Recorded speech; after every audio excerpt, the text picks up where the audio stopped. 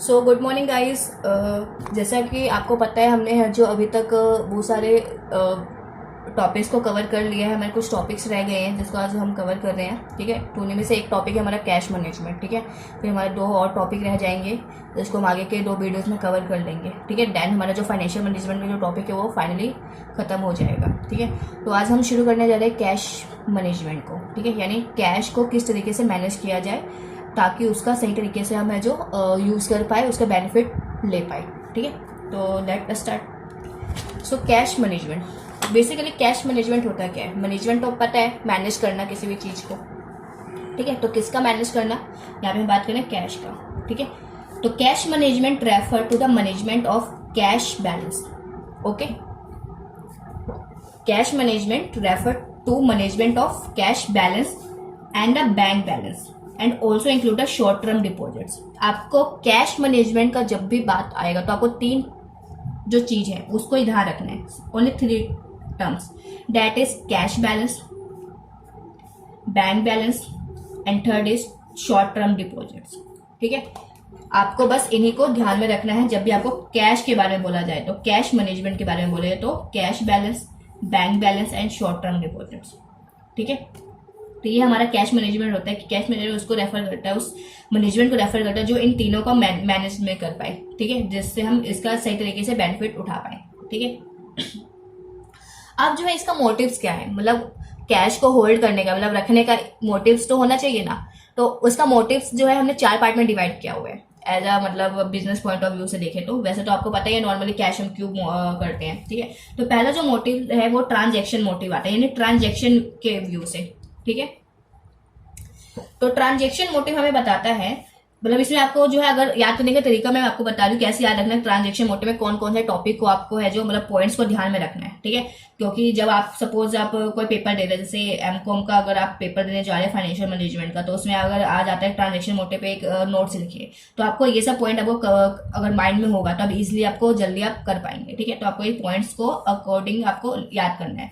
तो transaction motive होता है क्या है? तो ट्रांजैक्शन मोटिव जो बताता है कि मेकिंग पेमेंट ऑफ, क्योंकि हम ट्रांजैक्शन से रिलेटिव करें ट्रांजैक्शन मोटिव। ठीक है, मतलब लेन देन, ठीक है, गुड्स की या सर्विसेज की जो भी है, तो making payment of purchase of goods and service, यानी गुड एंड सर्विसेज की तो ट्रांजैक्शन होता है। ठीक है, तो उनकी पेमेंट्स के लिए हमें ट्रांजैक्शन कैश की अवेलेबिलिटी होनी चाहिए। देन सप्लायर ऑफ गुड्स, मतलब गुड्स के सप्लायर जो भी होता है उसको हम पेमेंट करने के लिए करते हैं। देन एम्प्लॉयज को पेमेंट करते हैं, उन्होंने जो काम किया है। देन ऑपरेटिंग एक्सपेंसेस होती है हमारी कुछ, उसके लिए भी करते हैं हम, कैश की वैलिडिटी होनी चाहिए। जैसे इंटरेस्ट पेमेंट होता है ऑन बोरिंग्स, यानी कोई भी हमने लोन लिया है या फिर कुछ भी, तो उसमें हम इंटरेस्ट पे करते हैं। ठीक है, तो इंटरेस्ट पेमेंट करने के लिए भी हमें कैश की नीड पड़ जाती है। देन है टैक्सेस टू गवर्नमेंट, और गवर्नमेंट को हम क्या पे करते हैं? टैक्सेस जो पे करते हैं, तो गवर्नमेंट को हम जो टैक्स पे करते हैं उसके लिए भी हमें कैश की जरूरत होती है। ठीक है, then last is dividend to shareholders, shareholders को हम डिविडेंड पे करते हैं तो उसके लिए भी हमें कैश की जरूरत होती है। यानी यहाँ पे सारे ट्रांजेक्शन को शो कर रहे हैं, सारे ट्रांजेक्शन जो किसी को देना है।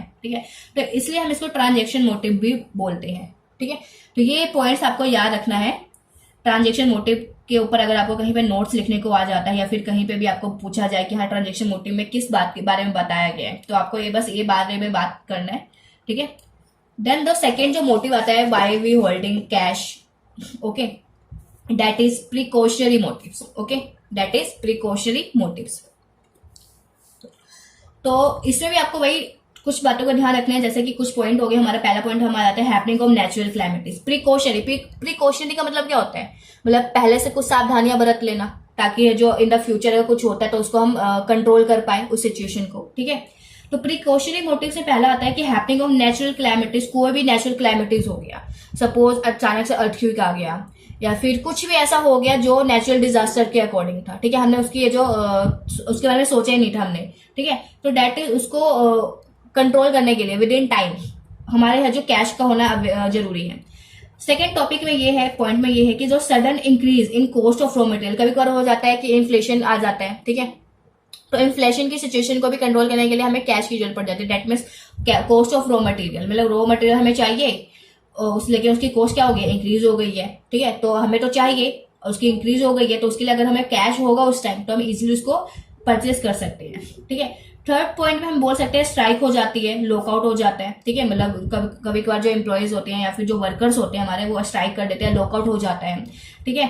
तो वहां पे भी अगर हमारे पास कैश अगर हमारे एक प्रॉपर बैलेंस में होगा हमारे पास, तो हम इजिली हम उस सिचुएशन को हैंडल कर पाएंगे, ठीक है।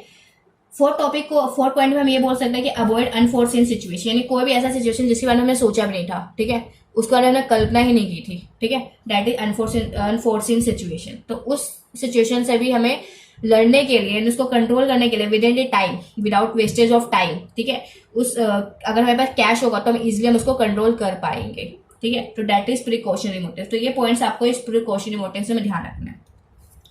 जो थर्ड आता है दैट इज स्पेक्युलेटिव मोटिव्स। क्या है वो हमारा स्पेक्युलेटिव मोटिव्स। तो स्पेक्युलेटिव मोटिव्स ये बताते हैं हमारा the firm desire to keep some cash balance to capitalize an opportunity of making an unexpected profit is known as speculative motive. Speculative, ठीक है, यानी फर्म मतलब अचानक से फर्म के पास एक ऑफर आता है, मतलब उसको कि हाँ इस प्रोजेक्ट में आप इन्वेस्ट करिए तो आपको है जो मतलब प्रॉफिट ज्यादा होगा, रिटर्न ज्यादा अवेलेबल होगा, ठीक है। तो अब वो फर्म उसमें करे या ना करे, करना चाहता है, वो डिजायर है उसके, लेकिन वो तभी कर पाएगा जब उसके पास कैश होगा। अगर इन दी शॉर्टेज ऑफ कैश हो तो कर ही नहीं पाएगा, उस अपॉर्चुनिटी को उठा ही नहीं पाएगा जो भी है, ठीक है। तो अगर उसके बाद एक कैश की अवेलेबिलिटी अच्छी है उस टाइम पे, जब ये अपॉर्चुनिटी उसके पास आया, तो वो इजिली है जो उस अपॉर्चुनिटी को ग्रैब कर पाएगा, अदरवाइज उसको लूज कर देगा, ठीक है। तो स्पेक्युलेटिव मोटिव्स में यही बताया गया है कि अगर फर्म की डिजायर है, अगर वो किसी में जो किसी अपॉर्चुनिटी का लाभ उठाना चाहता है, ठीक है, तो वो तभी उठा पाएगा उसका जब उसके पास एक कैश की मैनेजमेंट उसने अच्छे तरीके से कर रखी होगी, ठीक है। एग्जाम्पल के लिए opportunity to purchase raw material, अगर उसको रॉ मटेरियल परचेज करना है एट अ हैवी डिस्काउंट उसे दिया जा रहा है, तो वो तभी कर पाएगा जब उसके पास कैश होगा। मतलब होता है ना कई बार कि मैं आपको तुरंत पेमेंट कर तभी कर पाऊंगा, पेमेंट चाहिए मुझे, अगर आप मुझे तुरंत पेमेंट कर देते हैं तो मैं आपको एक हैवी डिस्काउंट के ऊपर दे दूंगा। तो तुरंत पेमेंट करने वाला अगर उसके पास कैश होगा तभी तो वो कर पाएगा, ठीक है। That is speculative motives. Last is compensation motive. Okay, compensation.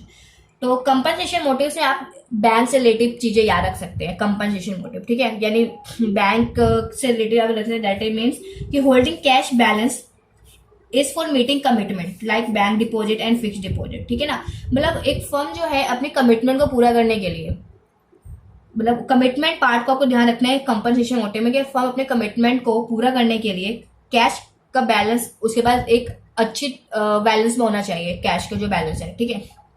Like bank में आपको 3,000 या फिर 5,000 का एक मिनिमम बैलेंस मेंटेन करना होता है, उसके नीचे आप नहीं तो नेगेटिव बैलेंस शो हो जाएगा, ठीक है ना। तो उस 3,000 और 5,000 को तभी वो फर्म कर पाएगा, कोई भी इंडिविजुअल कर पाएगा जब उसके पास अवेलेबल है कैश, जब उसको खर्च नहीं करना पड़ेगा, जब ये सोचेगा कि हाँ भाई मुझे 3,000 5,000 का मुझे नीचे जाना ही नहीं पड़ेगा, बिकॉज मेरे पास कैश पड़ा हुआ है, तो मैं उस कैश को यूज कर सकता हूँ, ठीक है। तो सिमिलरली कभी कभार जो फर्म के पास ऐसी सिचुएशन अराइज हो जाती है कि जहां पे ओवरड्राफ्ट ना हो पाए, ठीक है, ओवरड्राफ्ट ना करना पाए, नहीं करना पाए, और वो तभी नहीं हो पाएगा जब उसके बाद कैश की शॉर्टेज नहीं होगी, ठीक है।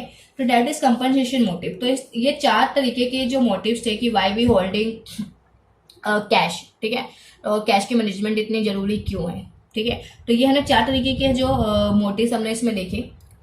So that is transaction motive, precautionary motive, speculative motive and compensation motive. तो यहाँ पे हमारा जो है कैश मैनेजमेंट का भी टॉपिक हमारा कवर हो जाता है पूरा, ठीक है। नेक्स्ट जो टॉपिक है दैट इज इन्वेंट्री, उसके बारे में हम नेक्स्ट वीडियो में बात करेंगे, ठीक है। So thank you for watching this video.